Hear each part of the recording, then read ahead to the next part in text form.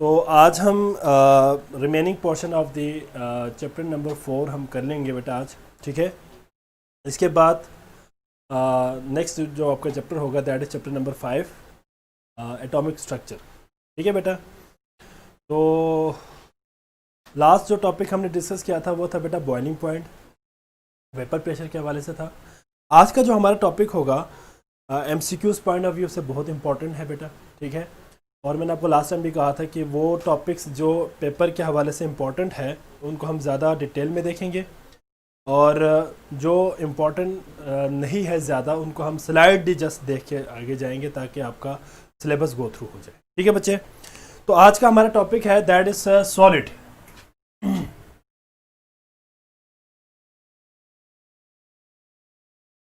Solids.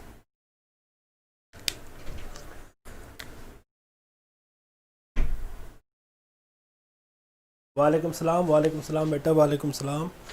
अच्छा जी, what is solid बेटा, ज़रा मुझे बताएं कि सॉलिड क्या है।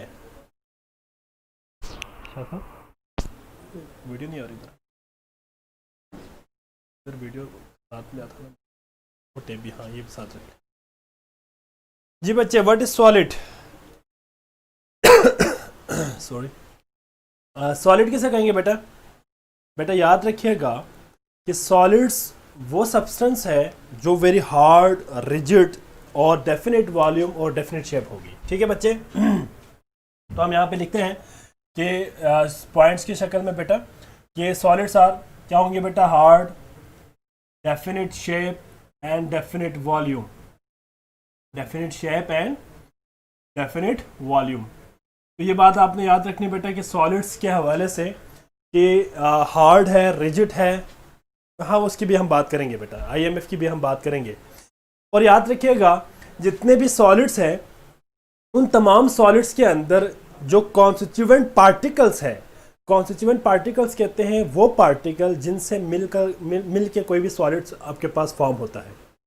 ठीक है बच्चे, तो constituent particle very closely packed होती है, बहुत करीब करीब एक दूसरे के जो है बहुत करीब आप इसको इस तरह कह सकते हैं कि वो क्लोजली पैक्ड है due to strong intermolecular forces. जो उनके दरमियान फोर्सेस है उन फोर्सेस की वजह से कॉन्स्टिट्यूएंट पार्टिकल की अरेंजमेंट एक क्लोजली पैक्ड होती है। इन फोर्सेस को एक स्पेशल नाम देते हैं बेटा, सॉलिड की केस में एक स्पेशल नाम है दैट इज कोहेसिव फोर्स। ठीक है बच्चे, तो इस पॉइंट को हम जरा यहाँ पे मेंशन करते हैं जी बेटा। इस पॉइंट को हम यहाँ पे मेंशन करते हैं साथ में कि याद रखिएगा जितने भी हमारे पास, जस्ट 1 मिनट बेटा, जितने भी हमारे पास सॉलिड्स है उनके कॉन्स्टिट्यूएंट पार्टिकल्स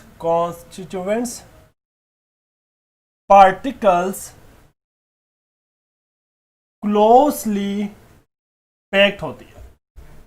ठीक है बच्चे, क्लोजली पैक्ड से मुराद ये है कि फॉर एग्जांपल ये मेरे पास एक सॉलिड है, तो मैं सॉलिड को यहाँ पे ड्रॉ कर रहा हूँ। For example these walls represent the constituent particles of a particular solid. एक सॉलिड है मेरे पास, उस सॉलिड के अंदर ये सारे बॉल्स हम एक कॉन्स्टिट्यूएंट को रिप्रेजेंट कर रहे हैं। यहाँ पे कॉन्स्टिट्यूएंट से क्या मुराद है? याद रखिएगा बेटा, कॉन्स्टिट्यूएंट पार्टिकल से मुराद ये है कि हमारे पास जो building block of that particular solid, जिसमें हमारे पास आ सकता है बेटा, ये हो सकता है कि आपके पास जो सॉलिड है वो एटम से मिलके बना हो सकता है बेटा ये आयन से मिलके बना हो सकता है कि ये मॉलिक्यूल से मिलके बना हो। ठीक है बच्चे, एंड सो ऑन, और मेटल से भी मिलके बन सकते हैं, मेटालिक सॉलिड्स की बात हम कर सकते हैं। ठीक है बच्चे, तो यहाँ पे जो मेन पॉइंट है, जो अंडरस्टैंडिंग वाली बात है वो ये है कि जो कॉन्स्टिट्यूएंट पार्टिकल्स है वो एक दूसरे के बहुत करीब, बहुत क्लोजली पैक्ड होती है, बहुत क्लोज एक दूसरे के होते हैं बेटा, इसीलिए इनके दरमियान स्ट्रॉन्ग कोहेसिव फोर्सेस एग्जिस्ट करती है। ठीक है बच्चे, तो हम यहाँ पे लिख सकते हैं बेटा कि स्ट्रॉन्ग कोहेसिव फोर्सेस एग्जिस्ट करती है बिटवीन द कॉन्स्टिट्यूएंट पार्टिकल, इसलिए ये हमारे पास वेरी हार्ड होते हैं बेटा, एक डेफिनेट शेप उनकी होती है, साथ में इनका कोई ना कोई स्पेसिफिक डेफिनेट वॉल्यूम भी होगा। ठीक है बच्चे, क्लियर हो गए पॉइंट? अब हम जरा देखते हैं कि सॉलिड्स के अंदर देखिए, हाँ कोहेसिव फोर्सेस की जब भी बात होगी ना बेटा, कोहेसिव फोर्सेस पर्टिकुलरली हम सॉलिड्स के लिए इस्तेमाल करते हैं, है तो वही इंटरमॉलिक्यूलर फोर्सेस, वही सारे आईएमएफ टाइप जो फोर्सेस थे, जितने भी फोर्सेस ऑफ अट्रैक्शन है बिटवीन द कॉन्स्टिट्यूएंट पार्टिकल्स, इनको हम कोहेसिव फोर्स कहेंगे। इस इन केस ऑफ सॉलिड हम इन अट्रैक्टिव फोर्सेस को एक स्पेशल नाम देते हैं, दैट इज कोहेसिव फोर्स। ठीक है बेटा, और कोहेसिव फोर्स और कुछ नहीं है, वही फोर्स है जो कॉन्स्टिट्यूएंट पार्टिकल्स के दरमियान एग्जिस्ट करती है। ठीक है बच्चे, अब इसमें जो मेन पॉइंट अब हमने डिस्कस करना है बेटा वो ये है कि डिफरेंस बिटवीन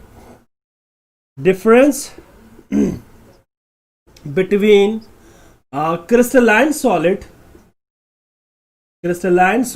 एंड amorphous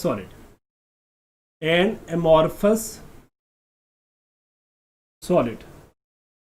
ठीक है बच्चे, अगर हम बात करते हैं क्रिस्टलाइन सॉलिड और amorphous सॉलिड की एमसीक्यूज पॉइंट ऑफ व्यू से हम देखेंगे पेपर के हवाले से जो इंपॉर्टेंट पॉइंट्स है उनको हम यहाँ पे डिस्कस करेंगे with the help of examples. ठीक है बच्चे, तो आपने इसको अच्छी तरह मेमोराइज भी करना है। ठीक है बच्चे, तो हमारे पास नंबर 1 यहाँ पे हम लिखेंगे, यहाँ पे फॉर एग्जांपल ये यहाँ पे मैं लिखता हूँ प्रॉपर्टीज, कौन कौन सी प्रॉपर्टीज होनी चाहिए, और बात हम करेंगे यहाँ पे क्रिस्टलाइन सॉलिड्स की। यहाँ पे हम लिखेंगे क्रिस्टलाइन सॉलिड और यहाँ पे हम लिखेंगे amorphous सॉलिड। ठीक है बेटा, amorphous सॉलिड। ठीक है, सॉलिड्स की बात यहाँ पे हो गई।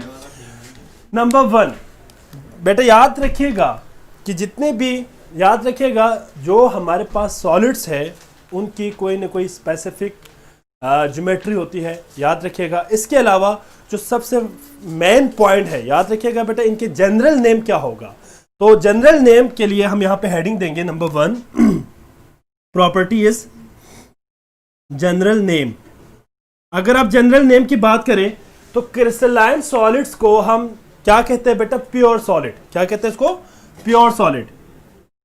इनको हम प्योर सॉलिड कहते हैं, जबकि आपके पास जितने भी amorphous सॉलिड्स हैं इनको हम सोडोज सॉलिड कहते हैं।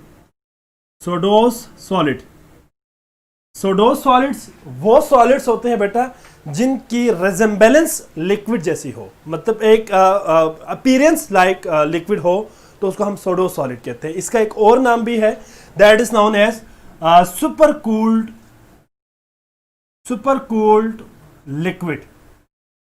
ठीक है बच्चे, सुपर कूल्ड लिक्विड हमारे पास एक तरह से क्या है बेटा, amorphous सॉलिड्स है। ठीक है बच्चे, यहां तक क्लियर हो गए सबको बेटा? कोई प्रॉब्लम यहां तक किसी बच्चे को अगर इसमें है तो मैं एक्सप्लेन करूंगा।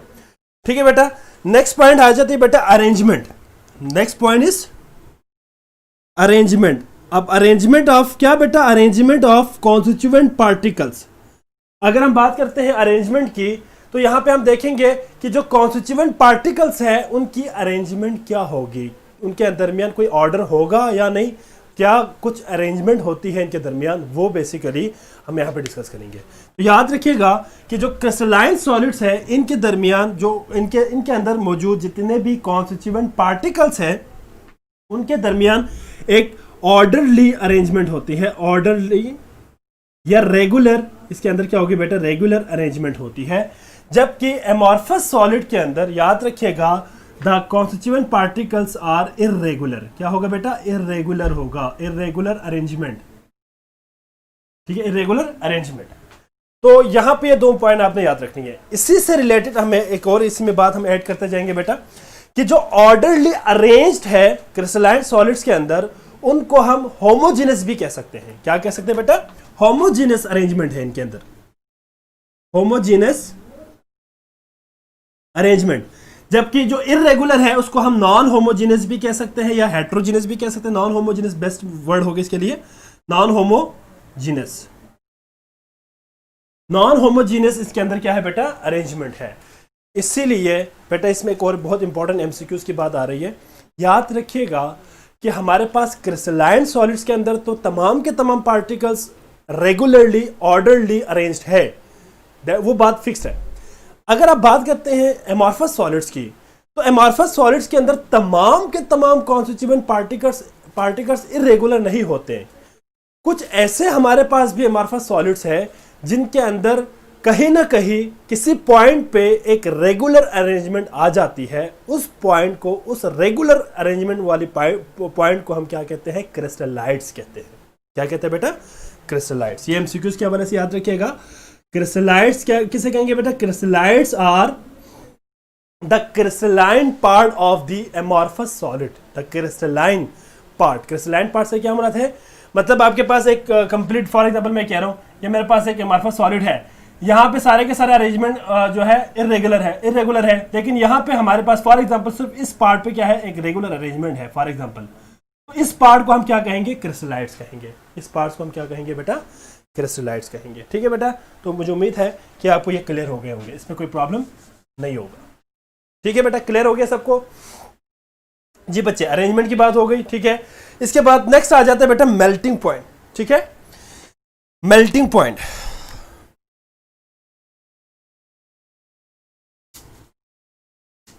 उधर मैं नीचे लिखता हूं। अगर आप मेल्टिंग पॉइंट की बात करें तो जितने भी क्रिस्टलाइन सॉलिड्स हैं उनका याद रखिएगा बेटा एक शार्प मेल्टिंग पॉइंट होगा। शार्प मेल्टिंग पॉइंट से मुराद क्या है, फिक्स्ड मेल्टिंग पॉइंट होगा। ठीक है बच्चे, शार्प मेल्टिंग पॉइंट या फिक्स्ड मेल्टिंग पॉइंट। तो यहां पे हम लिखेंगे शार्प मेल्टिंग पॉइंट। ठीक है बेटा, और याद रखिएगा this sharp melting point will give the characteristic property of that particular crystalline solid. Characteristic property से मुराद ये है कि कैरेक्टरिस्टिक मींस यहां पे आपने इसको केमिस्ट्री के अंदर इस तरह से लेना है, इस तरह से अंडरस्टैंड करना है कि किसी भी सब्सटेंस की ये पहचान है। आप आइडेंटिफिकेशन कर सकते हैं किसी भी क्रिस्टलाइन सॉलिड्स को on the basis of their melting point, क्योंकि मेल्टिंग पॉइंट हर क्रिस्टलाइन सब्सटेंसेस के लिए फिक्स्ड है बेटा, और सबकी वैल्यू डिफरेंट होती है ऑब्वियसली, और वो एक स्पेसिफिक फिक्स पॉइंट पे जाके मेल्ट करेगा। इसलिए इसको हम कह सकते हैं बेटा कि शार्प मेल्टिंग पॉइंट होने की वजह से इसको हम कैरेक्टरिस्टिक भी कह सकते हैं, और it also use for identification as well. ठीक है बच्चे, थर्ड पॉइंट, इसमें अगर आप देखें एमॉर्फस सॉलिड में अगर आप देखें तो ऑब्वियसली एमॉर्फस सॉलिड के अंदर क्या है बेटा, लॉन्ग रेंज क्या है, लॉन्ग रेंज मेल्टिंग पॉइंट है। लॉन्ग रेंज मेल्टिंग पॉइंट से क्या मुराद है बेटा, मसलन आपके पास एक एमॉर्फस सॉलिड है, तो फॉर एग्जांपल वो 80 डिग्री सेल्सियस टेम्परेचर से मेल्ट होना शुरू हुआ और 100 पे जाके कंप्लीट मेल्ट हो गए। तो ये क्या है, लॉन्ग रेंज मेल्टिंग पॉइंट है। मतलब ये नहीं हुआ ना कि एग्जैक्ट 80 पे जाके मेल्ट नहीं हुआ या एग्जैक्ट 100 पे मेल्ट नहीं हुआ, 80 से लेकर 100 तक मेल्ट होता रहा। तो इसको बेसिकली हम कहते हैं लॉन्ग रेंज क्या है बेटा, मेल्टिंग पॉइंट। इसकी रीजन क्या है बेटा, क्यों जो है लॉन्ग रेंज है, इसकी वजह यही है क्योंकि इनकी कॉन्स्टिट्यूएंट पार्टिकल्स की अरेंजमेंट ही प्रॉपर नहीं है। जब उनकी प्रॉपर अरेंजमेंट ही ना हो तो ऑब्वियसली उनके मेल्टिंग पॉइंट भी क्या करेंगे बेटा, वेरी करेंगे। ठीक है बच्चे, जबकि क्रिस्टलाइन सॉलिड्स की अगर हम बात करते हैं, फॉर एग्जांपल इसके एग्जांपल भी दे के जाऊंगा बेटा। अगर क्रिस्टलाइन सॉलिड की बात करें तो क्रिस्टलाइन सॉलिड्स के अंदर एग्जैक्ट फिक्स्ड किसी पर्टिकुलर टेम्परेचर पे जाके ये मेल्ट करेगा और कंप्लीट मेल्ट होगा। फॉर एग्जांपल अगर हम बात करते हैं निकल की अगर हम बात करें बेटा, तो निकल मेल्ट होता है बेटा 1009 डिग्री सेल्सियस टेम्परेचर पे। अब आप जरा देखें, 1009 degree Celsius temperature is the sharp melting point of the निकल। अब निकल आपके पास एक मेटालिक सॉलिड है, क्रिस्टलाइन फॉर्म में है। फॉर एग्जांपल अगर आपके पास निकल है तो निकल अगर प्योर फॉर्म में हो, एग्जैक्टली प्योर फॉर्म में हो, इसके अंदर कोई इंप्योरिटी ना हो, तो वो 1009 डिग्री सेल्सियस पे पहुंचते ही कंप्लीटली मेल्ट होगा।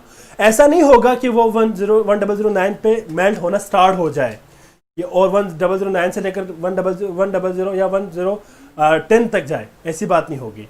ना तो 1008 पे मेल्ट होगा, ना तो 1010 पे मेल्ट होगा, एग्जैक्ट 1009 डिग्री सेल्सियस पे मेल्ट होगा। ठीक है बच्चे, अगर हमारे पास निकल प्योर फॉर्म में हो। अगर इंप्योरिटी हो तो ऑब्वियसली उनके मेल्टिंग पॉइंट भी वेरी कर जाएगी। ठीक है बेटा, क्लियर हो गया सबको? हाँ जी। इसके बाद नेक्स्ट आपके पास पॉइंट आएगा बेटा क्लीवेज। मैं इसको ऊपर ही लिख देता हूं। ठीक है बेटा, क्लीवेज।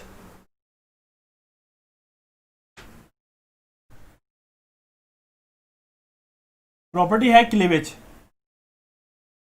क्लीवेज किसे कहेंगे बेटा? क्लीवेज कहेंगे कटिंग को। अगर आप किसी क्रिस्टलाइन सॉलिड्स को कट कर दे तो उनके अंदर एक फिक्स्ड क्लीवेज पॉइंट होगा, एक फिक्स्ड क्लीवेज प्लेन होगा, एंगल होगा। लेकिन एमॉर्फस सॉलिड्स के अंदर इरेगुलर एंगल से आप कहीं से भी उसको कट कर सकते हैं। ठीक है बच्चे, तो हम यहाँ पे ये कह सकते हैं कि जो क्रिस्टलाइन सॉलिड्स हैं उनके अंदर क्या है बेटा? फिक्स्ड क्या है बेटा? क्लीवेज प्लेन है। जबकि एमॉर्फस के अंदर नॉट फिक्स में लिख देता हूँ, ठीक है जहाँ पे बेटा। सिमिलरली हम एक और एप्लीकेशन की भी बात करके जाएंगे बेटा, that is heat of fusion, enthalpy change of fusion. ये हम थर्मोकेमिस्ट्री के अंदर डिटेल पढ़ेंगे बेटा। जी बेटा, एंथैल्पी चेंज ऑफ फ्यूजन की अगर हम बात करें तो वही बात है, फ्यूजन से मुराद मेल्ट होना, ठीक है। तो इनका भी ऑब्वियसली जो सॉलिड है, क्रिस्टलाइन सॉलिड है, इनका फिक्स्ड होगा बेटा, जबकि इनके अंदर नॉट फिक्स्ड। ठीक है बच्चे, क्लियर हो गया सबको। अब हम जरा एग्जांपल्स की बात करेंगे, एक आध एग्जांपल्स को यहाँ पे डिस्कस करेंगे, एग्जांपल्स। ठीक है बच्चे, एग्जांपल की अगर हम बात करें तो एग्जांपल में हमारे पास in case of crystalline solids क्या होगा बेटा। अगर हम आयनिक सॉलिड की बात करें तो सोडियम क्लोराइड है। इसी तरह अगर हम बात करते हैं मेटालिक सॉलिड की, फॉर एग्जांपल तो कॉपर है। ठीक है बच्चे, इसी तरह हमारे पास डायमंड है, diamond is the molecular solid. Molecular solid की बात हम करेंगे, डिफरेंट टाइप्स है, वो हम आगे जाके थोड़ा सा आगे जाके पढ़ेंगे। तो इनमें सोडियम क्लोराइड एक आयनिक सॉलिड है, कॉपर हमारे पास एक मेटालिक सॉलिड है, डायमंड हमारे पास एक मॉलिक्यूलर सॉलिड है। ठीक है बेटा, इसके बाद अगर इसकी एग्जांपल की अगर हम बात करें तो इसके अंदर हमारे पास एग्जांपल्स है बेटा गिलास। इसीलिए हमने कहा ना बेटा, गिलास is a super cooled liquid. ठीक है बेटा, तो गिलास आपके पास एग्जांपल है। प्लास्टिक है, ठीक है बच्चे, plastic is also example of amorphous solid. इसके अलावा एक और एग्जांपल भी हम देते हैं, रबर वगैरह भी इसके एग्जांपल्स है। ठीक है बच्चे, तो आई होप सो कि आप में से किसी बच्चे को इसमें कोई प्रॉब्लम नहीं होगा। अगर किसी को कोई प्रॉब्लम है तो बता सकते हैं। जी बच्चे, कोई क्वेश्चन किसी का है बच्चे? किसी का कोई क्वेश्चन है तो बता सकते हैं। जी, नहीं है बेटा? हाँ, अब हमारा जो नेक्स्ट टॉपिक है that is the most important topic regarding to your MCQs point of view, that is properties of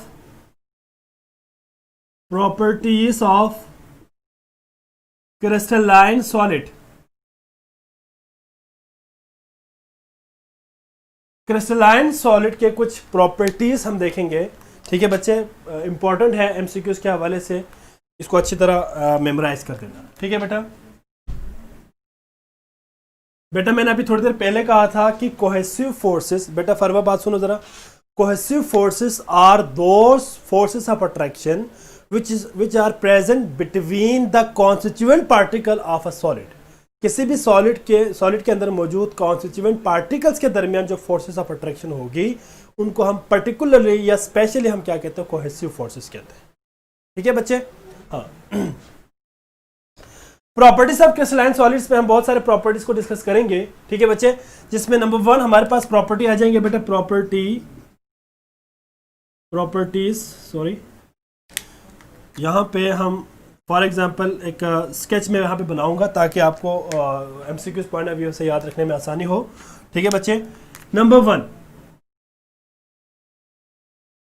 one is the geometrical shape. हाँ जी, क्या मतलब है? यस, निकल इज अ क्रिस्टलाइन सॉलिड, खास तौर पे मेटालिक सॉलिड है वो। हाँ बेटा, निकल को हम क्रिस्टलाइन सॉलिड जनरली कहेंगे, पर्टिकुलर अगर हम स्पेसिफिक बात करें तो ये मेटालिक सॉलिड है। निकल is a metallic solid.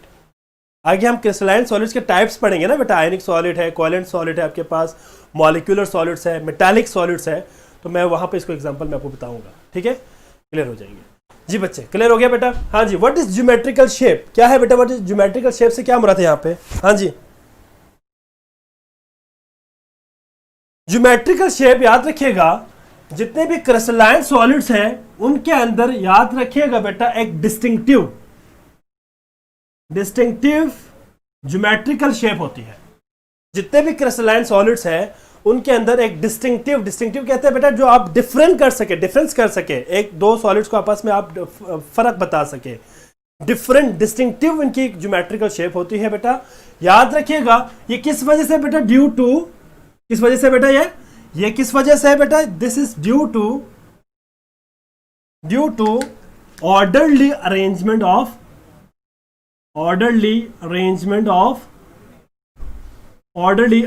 Of constituent particles, CP. Constituent particles को रिप्रेजेंट कर रहा हूं सीपी से। ठीक है बच्चे? जी, क्लियर हो गया बेटा? कॉन्स्टिट्यूएंट पार्टिकल, ज्योमेट्रिकल शेप इनकी क्या होगी बेटा, डिस्टिंक्टिव होंगे और ये स्पेसिफिक होंगे।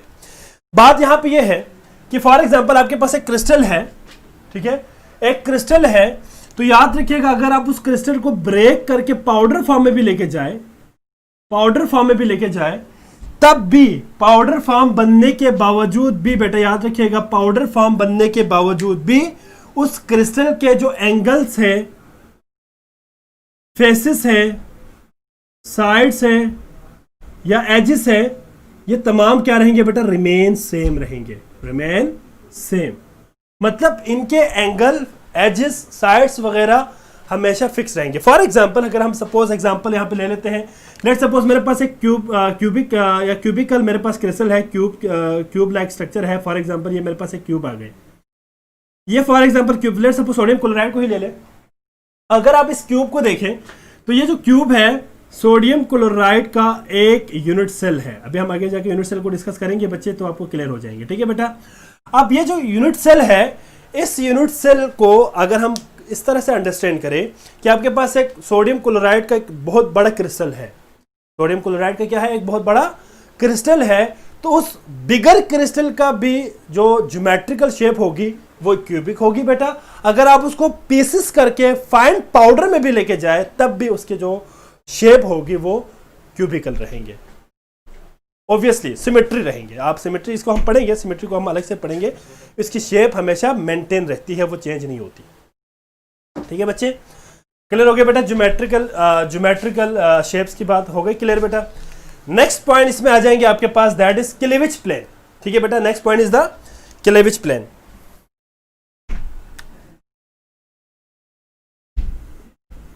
क्लीवेज प्लेन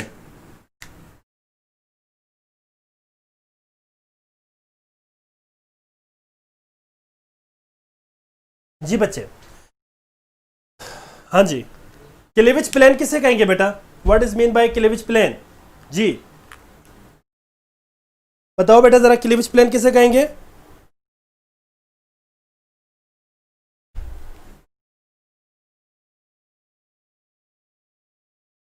अगर आप क्लीवेज को अंडरस्टैंड करें, यहां देखें जरा बच्चे बोर्ड पे सारे, फॉर एग्जाम्पल मेरे पास एक बिगर क्रिस्टल है,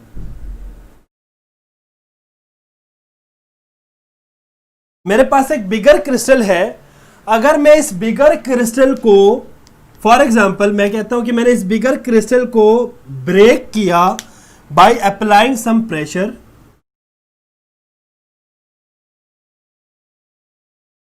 मैंने कोई कुछ प्रेशर अप्लाई किया, कोई वर्क डन किया, ठीक है बेटा। फॉर एग्जांपल ये मेरे पास मैंने प्रेशर को शो किया है।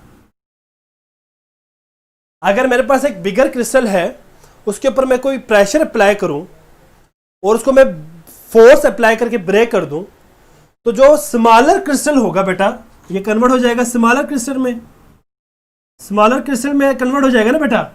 ये जो स्मॉलर क्रिस्टल में जब कन्वर्ट होगा तो ये कन्वर्जन बेसिकली किसी एक मखसूस एंगल से होगा, मतलब जो कटाई है ना उस क्रिस्टल की कटाई एक मखसूस एंगल से होगा, इर्रेगुलर नहीं हो सकता, ठीक है।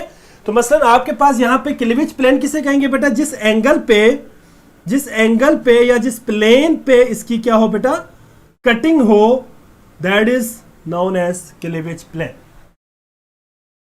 ठीक है बच्चे, that is known as cleavage plane. यहां तक क्लियर हो गया बेटा सबको जी।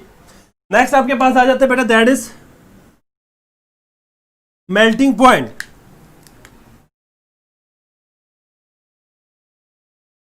अभी हमने बात की बेटा मेल्टिंग पॉइंट में कि याद रखिएगा जितने भी हमारे पास क्रिस्टलाइन सॉलिड्स हैं उन तमाम की बेटा एक शार्प मेल्टिंग पॉइंट होगा। क्या होगा बेटा, sharp melting point.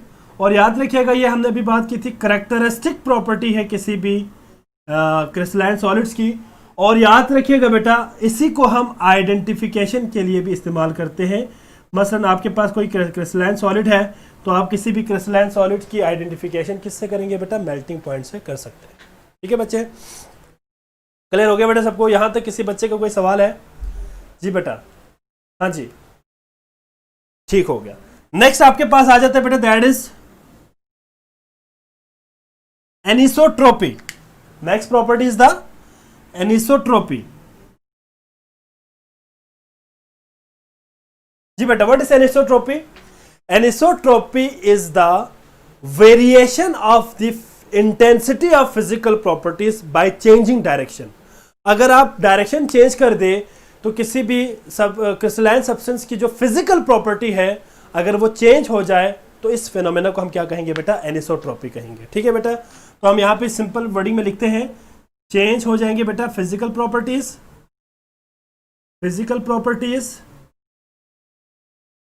By changing क्या चीज चेंज करने से बेटा? Bye changing direction, bye changing direction. बेटा क्लियर हो गया सबको यहां तक? किसी बच्चे को कोई प्रॉब्लम है तो बता सकते हैं जी। नहीं है बेटा? हाँ जी, कोई क्वेश्चन है तो आप पूछ सकते हैं बेटा जी। बताइए जरा, अगर किसी का कोई क्वेश्चन है तो, वरना मैं इसको रेस कर दूंगा। जी बताइए जरा, है किसी बच्चे का कोई क्वेश्चन बेटा? नहीं है?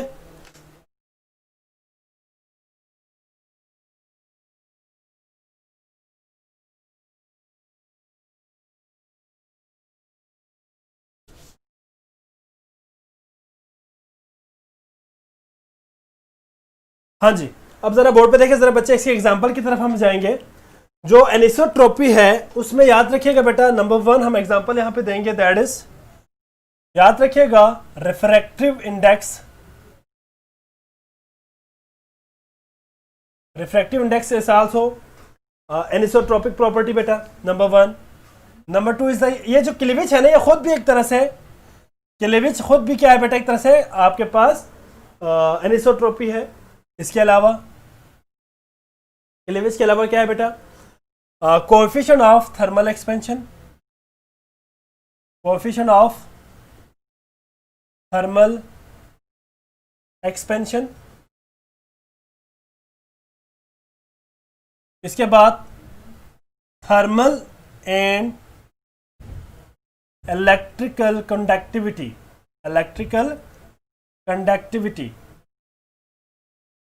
these are basically some बेटा मैंने रेस कर दिया है बेटा, आपके पास रिकॉर्डेड फॉर्म में आपको मिल जाएंगे हैदर बेटा आपको, और ये जो लेक्चर है ना वो रिकॉर्डेड फॉर्म में आपके पास सेव रहेंगे।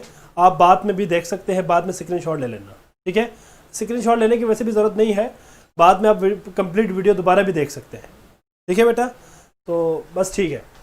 These are different types of, क्या है बच्चे? Anisotropic property. अच्छा, इसमें एक एग्जांपल एमसीक्यूज के हवाले से याद रखिएगा कि हमारे पास एक सब्सटेंस है, ये एफएससी की बुक में भी दिया हुआ है, ग्रेफाइट। आपको पता होना चाहिए कि जो ग्रेफाइट है उनके अंदर इलेक्ट्रॉन्स लेयर्स के अंदर मौजूद होती है, लेयर्स के अंदर इलेक्ट्रॉन मौजूद है।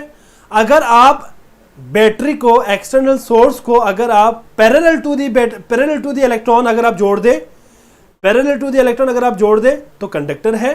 अगर आप perpendicular to the layer of electron जोड़ दे तो नॉन कंडक्टर है। तो देखें ना, आपने फिजिकल प्रॉपर्टीज चेंज कर दिया, कंडक्टर से नॉन कंडक्टर हो गया बाय चेंजिंग देयर डायरेक्शन। तो यहाँ पे इस पॉइंट को मैं यहाँ पे सिंपल मेंशन कर दूंगा बेटा कि ग्रेफाइट की अगर हम बात करते हैं तो ग्रेफाइट के अंदर फर्स्ट पॉइंट ये है कि अगर आप मैं सिंपल वर्डिंग में लिखूंगा बेटा, पैरेलल जोड़ दें और परपेंडिकुलर जोड़ दें बैटरी को, तो पैरेलल जोड़ दे तो कंडक्टर है, और अगर परपेंडिकुलर जोड़ दे तो नॉन कंडक्टर है।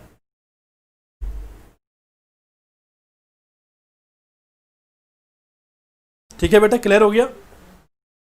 हाँ जी। इसके बाद नेक्स्ट प्रॉपर्टी आएगी बेटा, दैट इज सिमेट्री।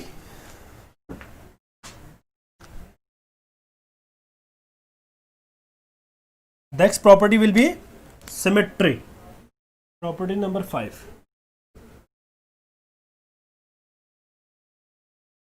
सिमेट्री किसे कहेंगे बेटा? सिमेट्री कहेंगे repetition of the edges, angle and faces when a crystal is rotated by 360 degree on its axis। अगर आप उनके एक्सिस पे उसको 360 डिग्री पे, फॉर एग्जांपल ये मेरे पास एक क्रिस्टल है, क्रिस्टलाइन सॉलिड है, अगर मैं इसको 360 डिग्री पे अगर मैं इसको रोटेट करूं तो इसके तमाम एजेस जो मेरे पास पहले मौजूद था, वही फेस, वही एजेस, वही साइड्स दोबारा वहाँ पे रिपीट हो जाएंगे। इस प्रॉपर्टी को हम कहते हैं सिमेट्री। ठीक है बेटा, repetition of faces, edges, angle वगैरह, जब आप इसको क्या करें बेटा 360 डिग्री पे हम क्या करें, रोटेट करें। ठीक है बच्चे, कुछ एलिमेंट्स है हमारे पास सिमेट्री एलिमेंट्स, जिसमें axis of symmetry, plane of symmetry, इसके बाद सेंटर ऑफ सिमेट्री वगैरह वगैरह, बहुत सारी सिमेट्री है इनके अंदर ये एग्जिस्ट करती है। ठीक है बेटा, नेक्स्ट प्रॉपर्टी है बेटा आपके पास, that is habit of crystals.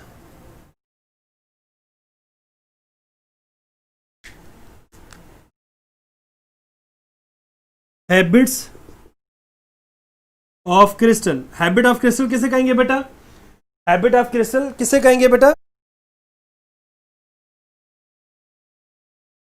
Ready हूँ यार, सॉरी बेटा, due to some technical issue lecture stop हो गया था। अब हम वहीं से कंटिन्यू करेंगे जहाँ पे हमने स्टॉप किया था, जहाँ से ये प्रॉब्लम इशू आया था बेटा। That was habits of crystal. तो बेटा याद रखिएगा कि हर क्रिस्टल की कोई पर्टिकुलर शेप होती है, हमने पहले भी कहा ना ज्योमेट्रिकल शेप होती है। तो जो शेप, जिस शेप में वो क्रिस्टल ग्रो करे, that is known as habit of crystal. ठीक है बच्चे, तो हम यहाँ पे कह सकते हैं ना बेटा, जिस शेप में क्रिस्टल क्या करे बेटा, ग्रो करे, that is known as habits of crystal. Need a rechargeable internet device. बेटा अब जाहिर बात है, चलो ठीक है, अब अपने जो ये सजेशन आप जो है ना प्रोजेक्ट मैनेजर को ज़रा बता दें, ठीक है ना।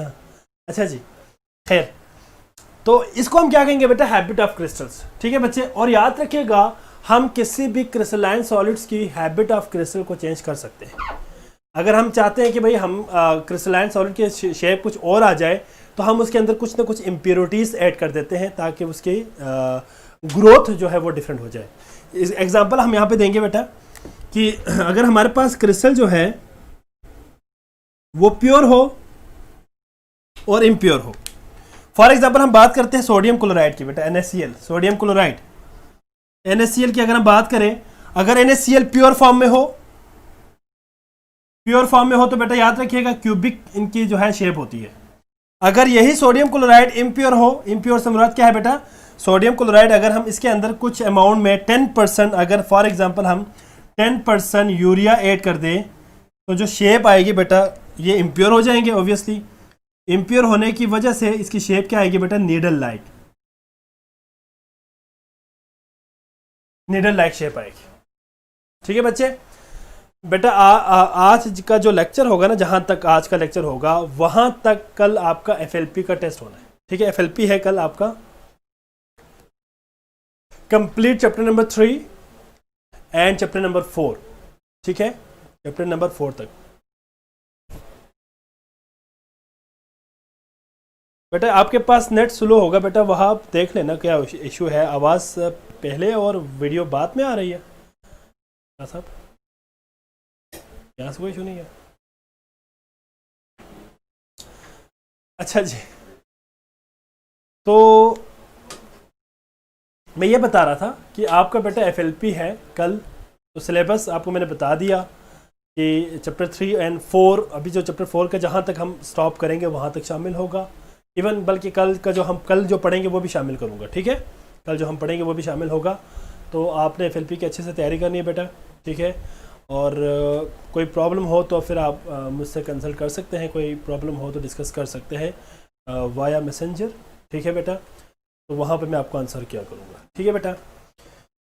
तो नीडल लाइक हमारे पास आएगा बेटा। हैबिट ऑफ क्रिस्टल क्लियर हो गया बेटा सबको? यहां तक अगर किसी बच्चे को कोई प्रॉब्लम नहीं है तो हम आगे चलेंगे जी। इसके बाद नेक्स्ट आपके पास आ जाते हैं बेटा, that is isomorphism. Isomorphism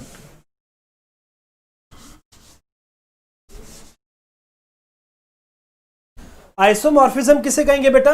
yes, isomorphism. Isomorphism याद रखिएगा एमसीक्यूज पॉइंट ऑफ व्यू से कि आइसोमॉर्फिज्म को हम बोथ एलिमेंट्स और कंपाउंड दोनों के लिए इस्तेमाल करते हैं। Use for both elements and compound. बेटा वहां आप एक दफा रिफ्रेश करें पेज को, इसके बाद दोबारा देखें तो आपका जो है ना ये प्रॉब्लम रिजॉल्व हो जाएगा। एलिमेंट्स एंड कंपाउंड दोनों के लिए हम इसको इस्तेमाल करते हैं बेटा। याद रखिएगा आइसोमॉर्फिज्म मींस क्या है बेटा? सेम शेप, डिफरेंट सब्सटेंसेस का एग्जिस्ट करना इन सेम शेप। ठीक है बेटा, एग्जिस्टेंस किसका बेटा? एग्जिस्टेंस हो किसका बेटा? डिफरेंट सब्सटेंसेस का सेम शेप में, इसको हम क्या कहते हैं? आइसोमॉर्फिज्म। ये बेटा इसको हम क्या कहेंगे? आइसोमॉर्फिज्म। हमारे पास एग्जांपल है सोडियम फ्लोराइड और मैग्नीशियम ऑक्साइड। अगर हम बात करते हैं दोनों की तो दोनों में मोल रेशियो 1/1 है, तो दोनों की जो शेप होगी वो सेम होगी। शेप क्या होगी बेटा? दोनों की शेप होगी सेम, और जो शेप होगी बेटा दैट इज क्यूबिक शेप होगी। इसके अलावा हमारे पास डिफरेंट आयंस भी है, लाइक कार्बोनेट्स है, नाइट्रेट्स है, NO3-1। इन दोनों की भी शेप क्या होगी बेटा? सेम होगी। इनकी शेप इसलिए सेम होगी बेटा क्योंकि इनके स्ट्रक्चर सेम होते हैं। इसको हम कहेंगे बेटा आइसोमॉर्फिज्म। ठीक है बेटा जी। इसके बाद नेक्स्ट है आपके पास पॉलीमॉर्फिज्म। नेक्स्ट आपके पास प्रॉपर्टी आ जाती है बेटा, दैट इज पॉलीमॉर्फिज्म।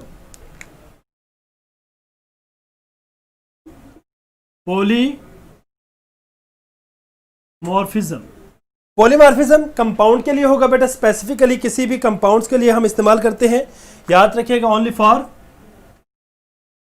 कंपाउंड्स, किसी भी डिफरेंट स्पेसिफिक कंपाउंड्स के लिए होगा। और पॉली मीन्स बहुत ज्यादा, मॉर्फिज्म मीन्स शेप। एक ही सब्सटेंस अगर एक से ज्यादा क्रिस्टलाइन फॉर्म में एग्जिस्ट करे तो हम उसको पॉलीमॉर्फिज्म कहेंगे। ठीक है बच्चे, तो हमारे पास क्या होगा बेटा? ये एग्जिस्टेंस होगा सेम सब कंपाउंड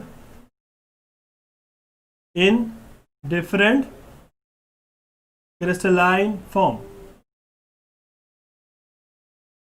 ठीक है बच्चे, डिफरेंट क्रिस्टलाइन फॉर्म में एग्जिस्ट करे। फॉर एग्जांपल हमारे पास एक एग्जांपल भी हम डिस्कस करेंगे, दैट इज कैल्शियम कार्बोनेट।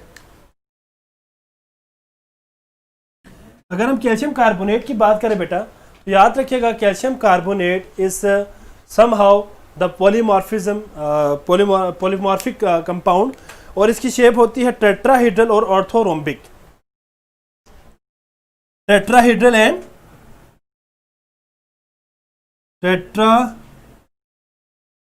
और ऑर्थोरोम्बिक इनकी क्रिस्टलाइन शेप होती है। ठीक है बेटा, ये क्रिस्टल शेप हम देखेंगे आगे जाके थोड़ा सा, तो यहां तक आपने याद रखनी। इसके बाद नेक्स्ट आपके पास प्रॉपर्टी आ जाती है बेटा, दैट इज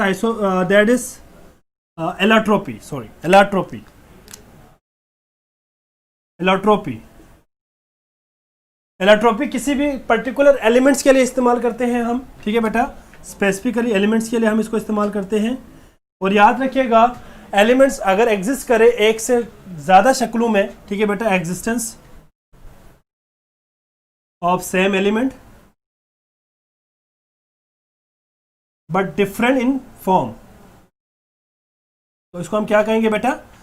एलाट्रोपी। एग्जांपल आपके पास सल्फर की हम यहां पर लेंगे, कार्बन की ले सकते हैं बेटा। अगर आप बात करते हैं सल्फर की, तो सल्फर के आपके पास कौन कौन से बेटा? मोनोक्लिनिक है, इसके बाद प्लास्टिक सल्फर है, रोम्बिक सल्फर है। ठीक है, कार्बन की अगर हम बात करें तो डायमंड है, ग्रेफाइट है, बक्कीबाल है, ग्राफीन्स है। ठीक है, these are basically allotropic form of carbon. अगर हम कार्बन की चले बात कर लेते हैं तो कार्बन में आपको पता है, मैंने अभी कहा कार्बन के अंदर हम 3 की बात करेंगे। चलो, कार्बन में एक आपके पास होता है डायमंड, ग्रेफाइट, बक्कीबाल।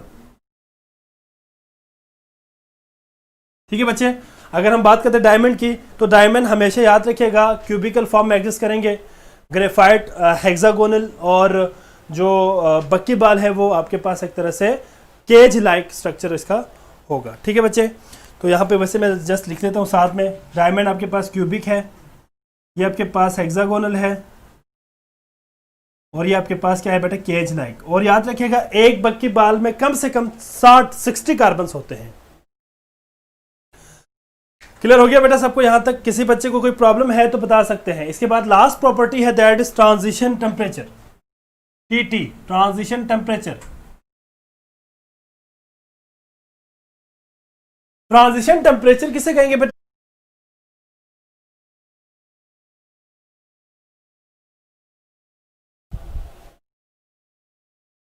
जी बेटा, तो sorry again for some technical issue बेटा। ट्रांजिशन टेम्परेचर की हम बात कर रहे थे, तो ट्रांजिशन टेम्परेचर याद रखिएगा बेटा, वो टेम्परेचर है जिस पे दो क्रिस्टलाइन फॉर्म किसी भी एक सब्सटेंस का वो क्या हो जाए बेटा, को एग्जिस्ट करे एट इक्विलिब्रियम। ठीक है बेटा, तो हम इसको यहाँ पे इस तरह डिफाइन करेंगे कि वो टेम्परेचर होगा जिस पे two crystalline form of same substance coexist at equilibrium।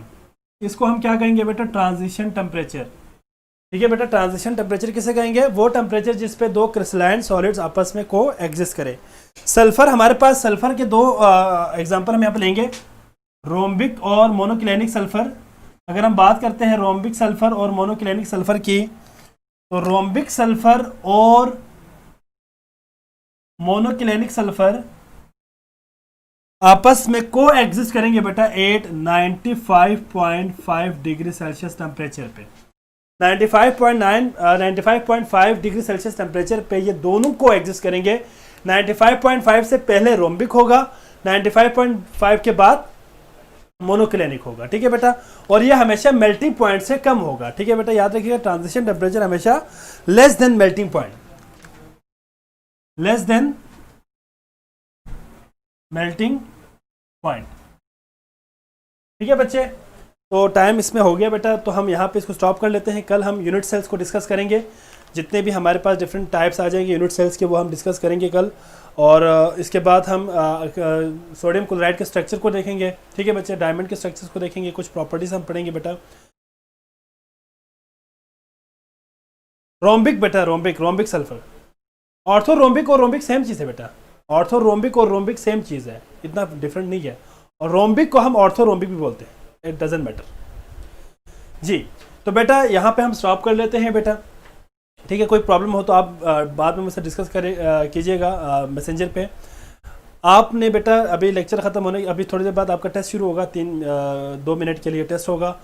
आपने अपने रिव्यूज़ लाजमी देना है बेटा। एक बात याद रखिएगा बेटा, आप अपने रिव्यूज़ जब देंगे ना, आप वैसे मैं आपको ये नहीं कहूँगा कि आप कंप्लीट स्टार दे दें, आप 1 स्टार ही क्यों ना दें, आप रीज़न लिखें।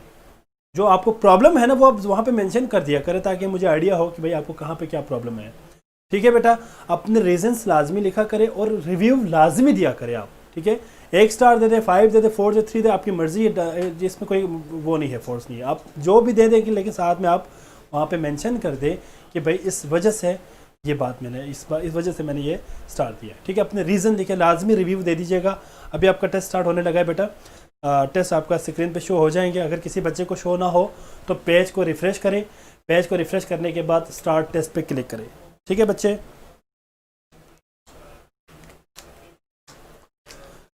जल्दी करें sir.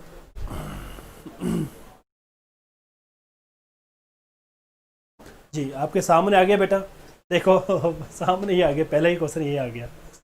Transition temperature of sulphur is